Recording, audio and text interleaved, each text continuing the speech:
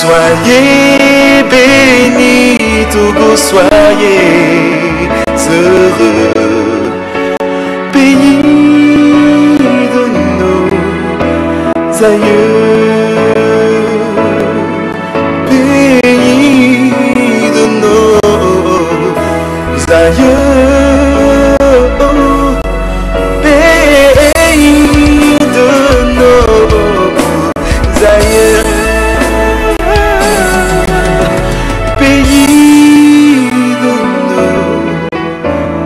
aïeux.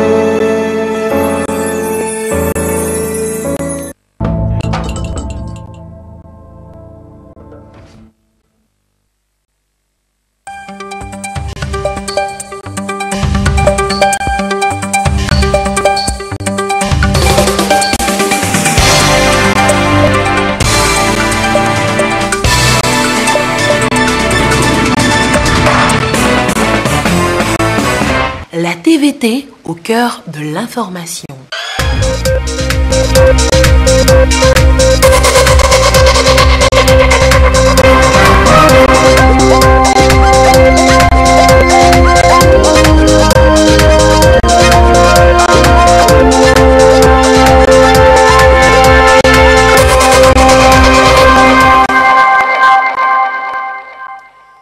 Merci de votre attention. Excellent début de semaine à tous. L'actualité ce lundi, la signature de l'acte de remise du nouveau siège de l'Assemblée nationale. Le bâtiment est fin prêt. L'inauguration prochaine. Les députés pendant ce temps poursuivent au Palais des Congrès l'étude du nouveau code foncier et domanial. La 13e réunion annuelle du Globe Afrique 2018, ouverture des travaux ce lundi à Lomé. Il s'agit d'un projet américain de collecte de données scientifiques à mettre au service de l'humanité. Les explications tout à l'heure dans ce journal. Et puis il fut inauguré vendredi dernier. Les riverains s'en réjouissent. Ils n'auront plus ou presque les pieds dans l'eau. Retour ce soir sur le 4e lac dans la partie est de Lomé. Gros plan à suivre dans cette édition. Voilà, madame, monsieur, le sommaire. Bienvenue aux 20h. Bonsoir à tous. Nouvelle séance d'abord ce lundi à l'Assemblée nationale. Les députés poursuivent l'étude du projet de loi sur le code foncier et domanial. Il prend en compte ce nouveau code, les évolutions politiques, sociales, économiques et environnementales de notre pays. Au final, c'est une nouvelle gouvernance foncière plus efficace et durable qui sera instituée avec une implication effective de tous les acteurs et parties prenantes. Les députés bientôt délocalisés. On le verra. Donc, vous voyez là les images de cette séance de travail en plénière ce lundi. Les députés bientôt délocalisés au nouveau siège de l'Assemblée nationale en fin de construction. L'ouvrage va être livré bientôt. L'ouvrage prochainement livré donc. Et d'ailleurs, ce matin, l'ambassadeur de Chine au Togo et le président de l'Assemblée nationale ont signé l'acte de remise et de réception du bâtiment. La cérémonie annonce bientôt l'inauguration prochaine du nouveau siège du Parlement. Pierre Tsoussou. Et la beauté d'un ouvrage vu de l'extérieur. Le siège de l'Assemblée nationale togolaise est achevé et offre une attraction particulière à cet environnement. Il y a encore quelques jours, le président de l'institution et les élus du peuple y sont venus mettre en terre des jeunes plans. Aujourd'hui, l'acte de remise et de réception est ici signé entre Damadramani et l'ambassadeur de Chine au Togo. Signe que le bâtiment est fin prêt à être livré. Tous les travaux sont fin prêts et vous pourrez voir et nous sommes en train de préparer une cérémonie d'inauguration. Je dois profiter de cette occasion pour remercier son Excellence, Monsieur le Président de l'Assemblée du Togo et aussi tous mes collègues du gouvernement et de l'Assemblée togolaise pour tous les efforts qu'ils ont faits dans la réalisation de ce travail du nouveau palais de l'Assemblée. Et c'est aussi, ça témoigne aussi de l'amitié et de la belle coopération entre nos deux pays, nos deux peuples frères.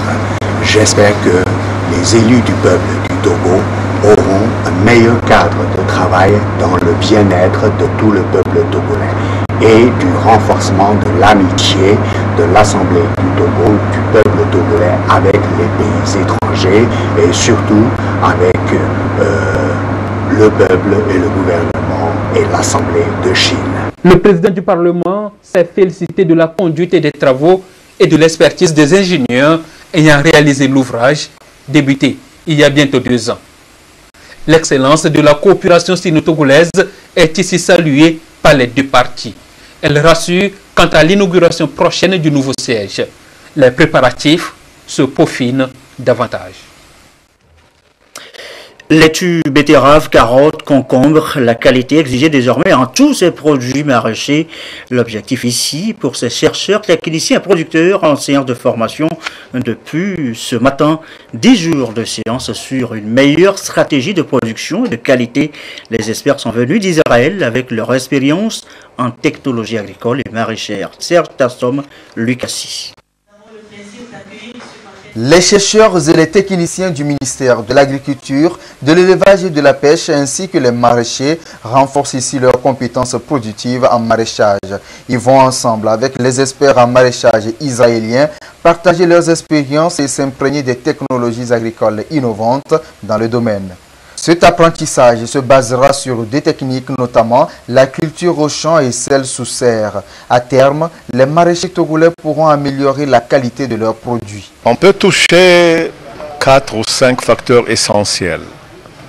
Premièrement, d'utiliser des semences qui sont de bonne qualité, et semences qui donnent des rendements très haut.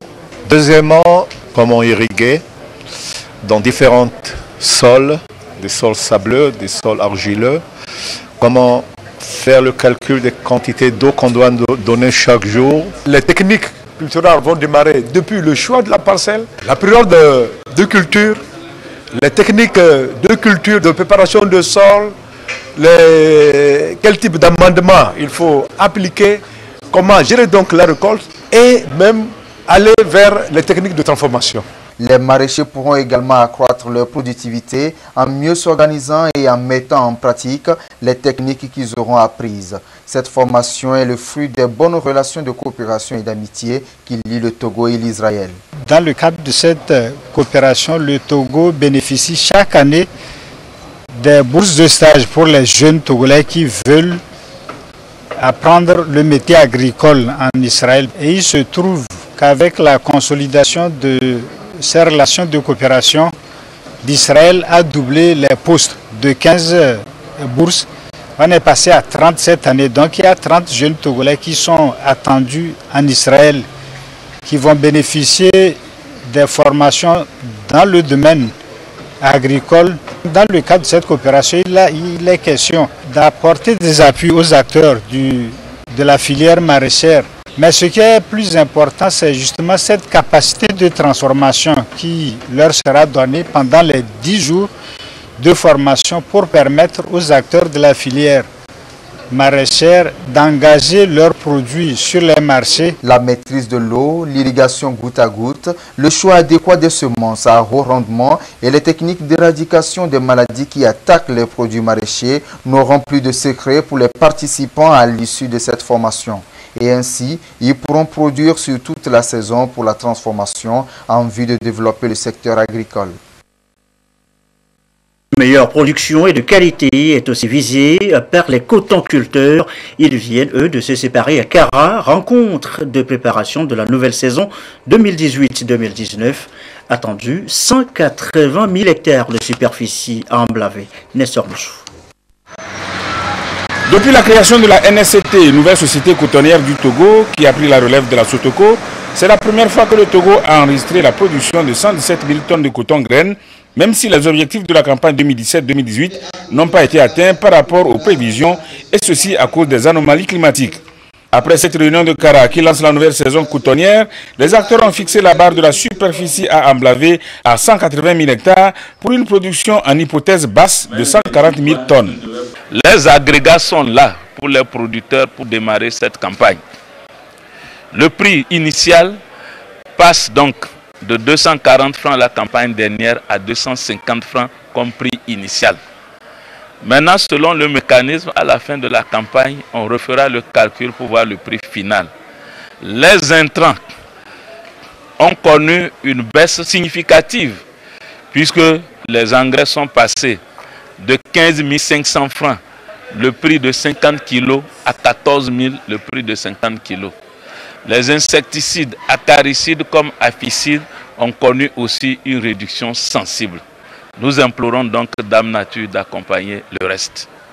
Nous voudrions encore saisir cette occasion pour remercier encore une fois les premières autorités de ce pays, au premier rang desquels le chef de l'État, son Excellence M. Faure Eswazimna Gnassingbé, pour tout son accompagnement permanent à cette filière cotonnière togolaise.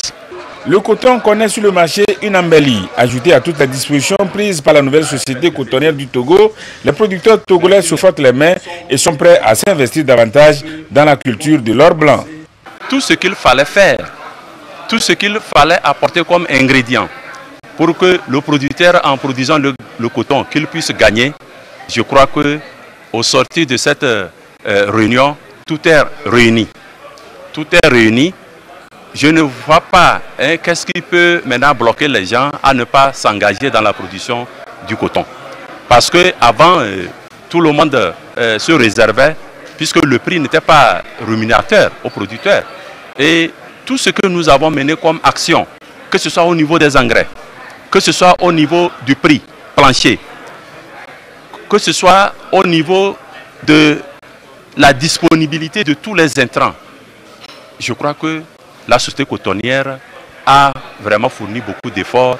Le plus important, c'est de s'aimer aux bonnes dates. Nous sommes déjà en juin, c'est déjà le démarrage. Plus vous s'aimez très tôt, plus vous avez la chance d'avoir un bon rendement. Les 180 000 hectares d'emblavure constituent un engagement pris par les producteurs pour espérer récolter au moins 140 000 tonnes. Le représentant du ministre de l'Agriculture, Bédibete Bonfo, a exhorté les cotonculteurs à mettre tout en œuvre pour atteindre ce résultat. Une performance qui se rapproche de l'objectif des 200 000 tonnes que s'est fixé le Togo en 2022. Notre deuxième titre ce soir, la 13e réunion annuelle de Globe Afrique 2018. Le programme Globe est un projet américain qui vise à collecter des données scientifiques dans les pays membres pour les mettre ensuite au service de l'humanité. Étudiants, enseignants sont en première ligne. Les précisions, Ramdan Bassina. La science, plus qu'un simple sujet d'étude à l'école, une approche de la vie. Mettre la science et la technologie au cœur du succès dans l'économie mondiale. Voilà tout l'enjeu du programme dénommé Globe. Un programme américain où étudiants et enseignants pourront faire des observations du sol, de l'eau, de l'air, de la température et mettre les données à disposition. La 13e réunion annuelle du programme Globe en Afrique qui s'ouvre à Lomé se justifie par la récente adhésion du Togo à ce programme et une volonté de mieux le présenter à la population togolaise. Grâce à ce programme, les étudiants togolais ont non seulement l'occasion de se familiariser avec leur environnement local, mais aussi de contribuer de manière significative à notre compréhension de l'environnement et du climat mondial. Depuis le lancement du programme Globe en 1995, plus de 700 000 étudiants de 30 000 écoles ont participé aux activités du Globe. Les étudiants de Globe ont contribué plus de 150 millions de mesures à la base de données de Globe. Ces données ont servi de ressources inestimables pour les chercheurs qui étudient les effets du changement climatique. Au Togo, la promotion de l'éducation scientifique est au cœur des programmes éducatifs. Voilà pourquoi le Togo fait partie de cette grande famille de 120 pays membres. C'est en cela que le programme Globe traduit la double volonté du chef de l'État, son Excellence M. Faure Eswazimna Gnassingbé, à agir en faveur de l'épanouissement de la jeunesse ainsi qu'une gestion durable de l'environnement. Mesdames et messieurs, le gouvernement togolais, en signant l'accord de coopération avec les États-Unis d'Amérique, pour établir cet ambitieux programme au Togo, prenait la décision de promouvoir la science et les techniques dans nos écoles, mais aussi et surtout de contribuer une fois de plus à protéger l'environnement grâce à une meilleure compréhension des phénomènes que nous aurons à travers une meilleure collecte de données que le programme GLOBE nous offre. Et ceci cadre parfaitement avec la détermination du Togo à contribuer à l'effort mondial de préservation de l'environnement sous la houlette du chef de l'État. 5 écoles ont été identifiées comme écoles pilotes pour le programme Globo Togo. Elles pourront se connecter aux autres écoles du monde, partager les données scientifiques et participer ainsi à la résolution des problèmes du changement climatique, par exemple. Environnement encore, et ce nouveau projet du gouvernement togolais, transport durable à faible émission, c'est son nom, l'objectif, réduire les impacts négatifs de la pollution de l'air sur la santé humaine. Le projet fait actuellement l'objet de dissémination à travers tout le pays, l'étape de Kara avec Nestor Mojou. Connus sous le nom de déchets plastiques, les déchets solides sont un véritable phénomène dans l'environnement. Leur dégradation met 400 ans selon les experts en environnement. Le projet de développement d'unités de collecte, tri et recyclage des déchets plastiques vient insuffler un vent dans la gestion des ordures. Ainsi, l'ONG Sciences et Technologies africaines pour un développement durable, STAD, porteur du projet, grâce à cette machine, travaille pour rendre la ville de Lomé propre. Depuis 2013, nous avons procédé aux installations des unités de récupération des déchets plastiques. Nous avons collecté plus de 500 tonnes de déchets plastiques à Lomé. D'accord. Et déjà en 2018, que nous avons entamé avec le financement du FEM et du SCAC, nous avons déjà fait plus de 50 tonnes de déchets plastiques et nous avons fait recycler ces déchets plastiques. Nous avons sensibilisé également des ménages. Plus de 1500 ménages sont déjà sensibilisés et nous comptons atteindre 3000 à 4000 jusqu'à la fin de l'année. Plusieurs partenaires soutiennent le projet. Le programme de microfinancement du Fonds pour l'environnement mondial trouve dans le projet un espoir pour l'environnement et l'économie. Le projet en francs CFA, c'est environ 15 millions et c'est pour des objectifs précis. Recycler une partie des déchets plastiques dans la ville de Lomé, aider, employer des jeunes et faire en sorte que nous puissions améliorer dans un certain nombre de quartiers de la ville de Lomé les conditions, le cadre et les conditions de vie des populations. Vous savez, qui dit déchets, surtout plastique, dit pollution, dit problème de santé et d'assainissement. 22 emplois permanents et 35 temporaires ont été créés. L'ONG STAD, à travers ce projet, compte créer beaucoup plus d'emplois. L'appel est donc lancé à tous pour le recyclage et le tri des ordures ménagères.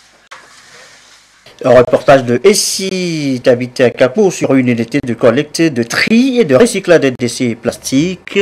Retour sur le nouveau projet du gouvernement transport durable à faible émission.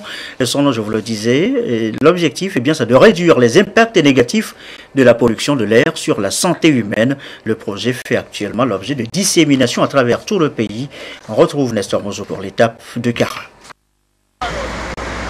La pollution de l'air constitue l'une des causes de décès dans le monde. Selon le dernier rapport de l'Organisation mondiale de la santé, 5 millions de personnes meurent par an par rapport à la pollution de l'air. L'OMS estime que l'Afrique subsaharienne tourne autour de 800 000 morts par an. Cette situation a amené la communauté internationale à mettre en place l'initiative pour la coalition pour l'air pur et l'initiative globale de l'économie de carburant de manière à contribuer à la réduction des émissions de gaz à effet de serre et des particules qui polluent l'environnement. C'est dans ces deux initiatives que s'intègre le projet du gouvernement togolais intitulé « Transport durable à faible émission ». Projet que pilote le ministère en charge de l'environnement et dont il s'agit dans cette rencontre à Kara, à laquelle prennent part les acteurs régionaux des transports, de la statistique, les usagers des véhicules, les universitaires et les responsables des communes. Nous avons conduit donc un processus qui a abouti au développement d'une stratégie nationale qui va nous permettre donc d'aller progressivement donc à ce mode de transport à faible émission. Et cette stratégie qui s'inscrit dans le cadre global de la vision du gouvernement et du chef de l'État qui consiste à faire du Togo un pays émergent d'ici 2030. Donc, qui dit pays émergent va nécessairement dire qualité de l'environnement et va nécessairement donc attaquer également les problèmes de santé publique. Donc c'est pour cela que nous attaquons effectivement ce problème de l'environnement, de la qualité de l'environnement à travers ce programme en réduisant donc les émissions donc des particules et des gaz provenant du secteur des transports. Dans le processus de mise en œuvre du projet de transport durable à faible émission, le Togo est accompagné financièrement par l'ONU Environnement. Après la tournée nationale, il y aura à finaliser les options stratégiques et à passer à l'atelier de validation. Cet atelier est prévu pour se tenir dans le courant du mois de juin. Assure maintenant cette séance de formation pour jeunes entrepreneurs, formation animée par le FAEJ, Fonds d'appui des initiatives économiques pour les jeunes. Reportage à suivre avec Ramdan Bassina. Les jeunes entrepreneurs, face aux défis sanitaires et économiques de leur production, n'ont souvent pas de repères. Le FAEJ, Fonds d'appui aux initiatives économiques des jeunes, vient à leur secours pour leur apprendre à identifier et maîtriser les risques. À l'heure où la grippe aviaire refait son apparition et que les animaux ravageurs des cultures céréalières et maraîchères constituent des menaces potentielles, renforcer les capacités techniques de ces jeunes est une nécessité. Donc actuellement, c'est d'une importance capitale de pouvoir essayer de prévenir les ravageurs des différentes cultures maraîchères et céréalières. En ce qui concerne la filière avicole, nous avons vu en gros la biosécurité, les mesures de biosécurité. En gros, c'est comment faire pour ne pas faire venir des maladies à la ferme, comment faire pour ne pas faire sortir des maladies de la ferme, comment faire pour ne pas avoir les maladies des animaux, comment faire pour ne pas transmettre des maladies à des animaux. Si la santé est garantie, c'est que la production va suivre. Ces acteurs de développement apprécient la qualité de la formation et évaluent déjà l'impact de ces acquis sur leur production. Cette intervention du FAEJ vient à point nommé nous réconforter et nous donne l'envie de continuer ce combat de jeunes entrepreneurs. La production animale et végétale constitue sans doute l'un des leviers de l'économie nationale. Voilà pourquoi la directrice générale du FAEJ exhorte la cinquantaine de jeunes entrepreneurs à la mise en pratique des recommandations. Elle a appelé ces jeunes à être des porteurs de messages de bonnes pratiques acquises pour un secteur agricole durable et rentable. Je dis aussi que le FAEJ, Fonds d'appui aux initiatives économiques des jeunes, et le Lions Club sont désormais main dans la main pour la promotion de l'entrepreneuriat. Et les deux parties viennent de signer un accord. Les jeunes défavorisés devraient y trouver des opportunités. Quoi sigler? Nathalie Panegui. Le Fonds d'appui aux initiatives économiques des jeunes FAEJ et le Lions Club Région 32 mutualisent leurs énergies au profit de la jeunesse togolaise. Par cette signature de convention de partenariat, les deux institutions s'engagent à échanger les compétences afin de mieux remplir leur mission, celle de sensibiliser les jeunes à la culture entrepreneuriale, les former en développement personnel, au leadership et en technique de création d'entreprises pour la réalisation de leurs différents projets. Il s'agit pour nous d'associer nos deux compétences. Nous ayant donc cette compétence de formation en leadership et le FAEJ avec sa compétence en insertion professionnelle des jeunes pour offrir à nos jeunes une plateforme qui leur permet d'être des acteurs sociaux et des acteurs économiques pour le Togo. Alors, ils vont devoir suivre des formations, développer des projets qui seront encadrés d'une part par le Lions Club International, surtout la région 32 du Togo, et d'autre part bénéficieront d'une formation technique et en gestion qui aboutira à l'obtention de financement de ces projets-là. Dispositif innovant, le FAEJ mis en place par le gouvernement togolais soutient l'entrepreneuriat des jeunes et contribue à l'essor de l'auto-emploi en vue de résorber le chômage. Selon la directrice de ce fonds, cet accord de partenariat vient réellement booster la classe des jeunes entrepreneurs. Un jeune référencé au FAEJ par le Lions Club est quasiment sûr d'arriver à bout des difficultés qu'il aura à rencontrer sur le chemin. Il aura toujours des expertises à ses côtés pour l'accompagner. Il aura toujours un mentor pour l'accompagner. C'est cela la particularité de ce cadre de partenariat, de la complémentarité entre des missions respectives, au service donc de l'épanouissement de la jeunesse togolaise. Le Lions Club International se veut une grande organisation au monde avec 46 000 clubs. Et l'aide à la jeunesse est l'un des services que proposent les Lions Club. Et la promotion de l'entrepreneuriat, eh bien, c'est le centre d'intérêt ici aussi au Club des métiers d'art et d'artisanat. Et c'est à Kougan sur la route d'Anero. Qu'est-ce qui est fait concrètement sur place et avec qui? Eh bien, visite guidée avec Nathalie Panegui. Nous sommes ici au Club des métiers d'art et d'artisanat à Agoreke, un lieu d'échange et de partage du savoir-faire où artisans et artisanes s'activent pour sortir le génie créateur togolais. À travers la cordonnerie, la tapisserie, la broderie à main, la couture, la teinture et la menuiserie, le club à base des matières locales produit divers articles artisanaux. Nous faisons des broderies à main sur des tissus, des pagnes. On va décorer et nous montrer. On fait ça sur les chats, canaries. Ici, c'est secteur cordonnerie et maroquinerie en même temps. Donc, on fabrique des chaussures jusqu'au sac, ceinture. Pour la matière première, on utilise le tissu, tissé au Togo avec les mélangeurs du cuir. La promotrice, c'est elle, Mablé, la jeune Togolaise depuis le 13 octobre 2017, jour de l'inauguration de son entreprise, s'est engagée à promouvoir la richesse culturelle de son pays. Nous utilisons que des produits locaux, des matériaux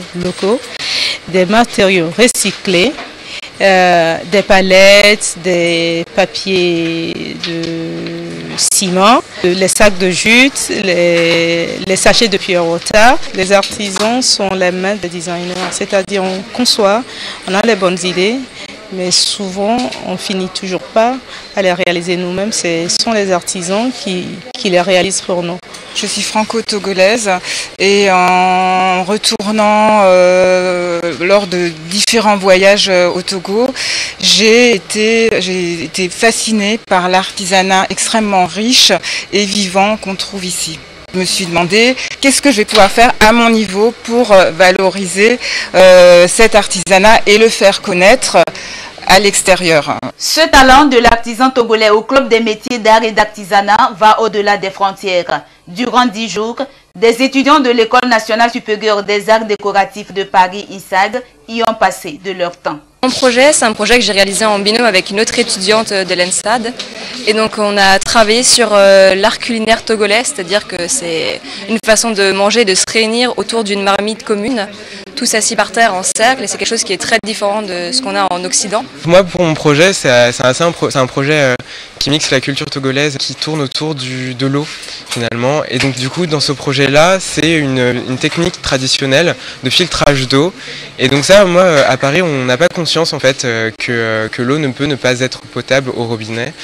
Et du coup, il fallait donc transmettre cette culture. On est ravis d'être au Togo parce qu'on a décidé avec Estelle Yomeda, designer, de mettre en place donc un workshop qui s'appelle Conversation créative entre artisans et designers.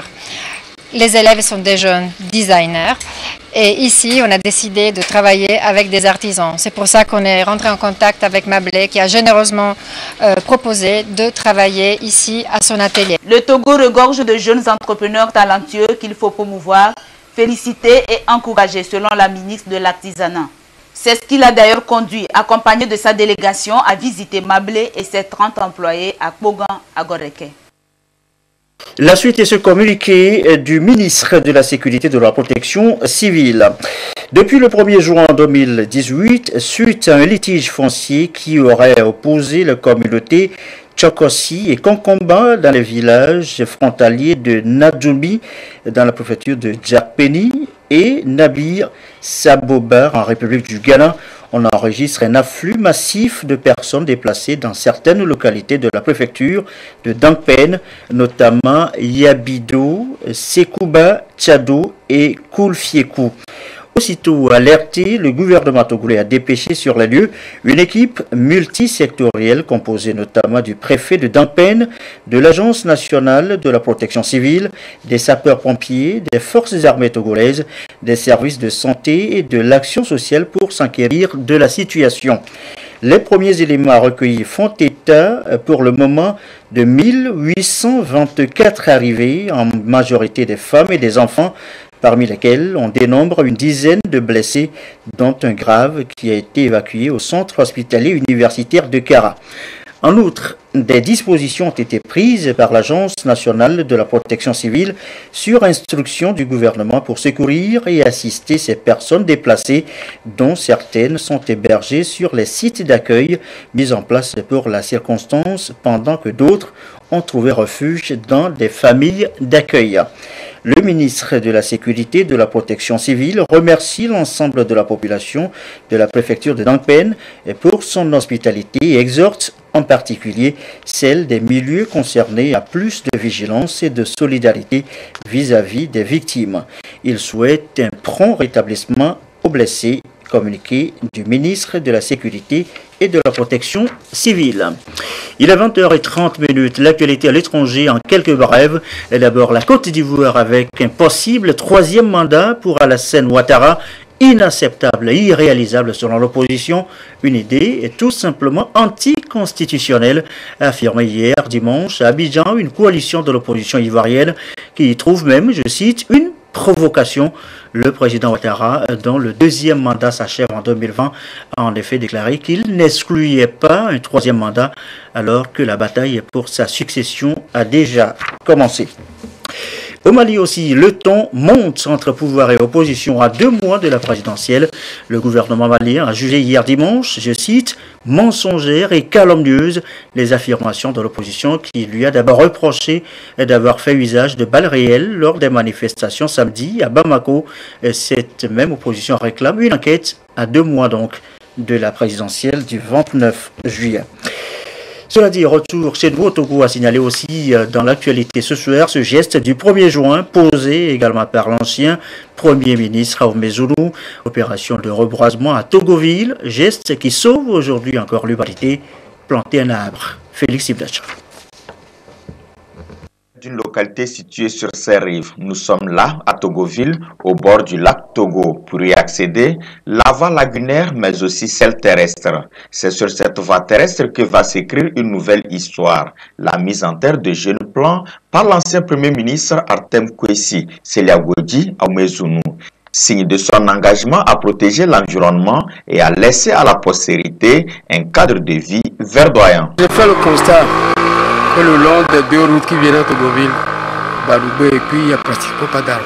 Donc nous avons décidé de profiter du 1er juin pour couvrir un peu ces 2 routes. C'est ce que nous avons fait avec les parents, le ministère de l'Environnement. Le ministère de l'Environnement nous a beaucoup aidé en nous fournissant les plans. Le général Berena nous a fourni les paniers pour les protéger. Je voudrais les remercier. C'est une bonne idée, il faut le faire. Donc à partir de maintenant, je crois que nous avons sensibilisé la population pour que chaque 1er juin, ils fassent cette activité-là. C'est ce que nous pouvons faire pour accompagner le gouvernement et notre pays. Poursuivre, mieux, renforcer la sensibilisation. C'est l'idéal pour une lutte contre le déboisement et la désertification. Une stratégie gagnante avec la mise en terre des plants et surtout leur entretien pour favoriser leur croissance. Mais le vrai problème, c'est qu'il y a des gens qui ne comprennent pas les actions civiques, qui croient, qui n'ont rien à voir, alors que la route telle qu'elle devient vide, là, nous rattrapera un matin. Et donc il faut continuer à sensibiliser. Il ne suffit pas de venir le 1er juin, il faut faire des actions, des activités pour expliquer aux populations les raisons et le sens de ce que nous faisons. Si nous les protégeons avec les paniers tels que nous les mettons, et que nous faisons attention à ce que les moutons ne les mangent pas, chacun doit considérer qu'il a un rôle à faire.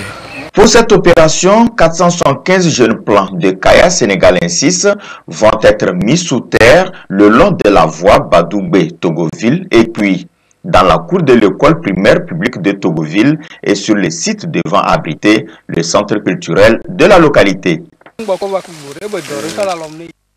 Et nous vous l'annoncions dans cette édition, dans les titres gros plan sur le 4e lac inauguré vendredi par le chef de l'État, sa superficie, sa profondeur, ce qui l'apporte concrètement aux populations riveraines et la ville de Lomé. On sait que c'est un pas de plus de franchi dans la lutte contre les inondations. Nous reviendrons sur le sujet demain dans nos éditions. Allez, on referme ce soir cette édition sur une note de sport. Ce retour trop nutrient de Neymar pris après plus de 3 mois d'absence. Retour à 10 jours du mondial 2018.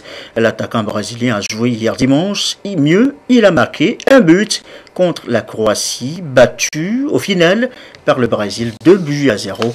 Neymar donc de retour, de quoi rassurer ses fans.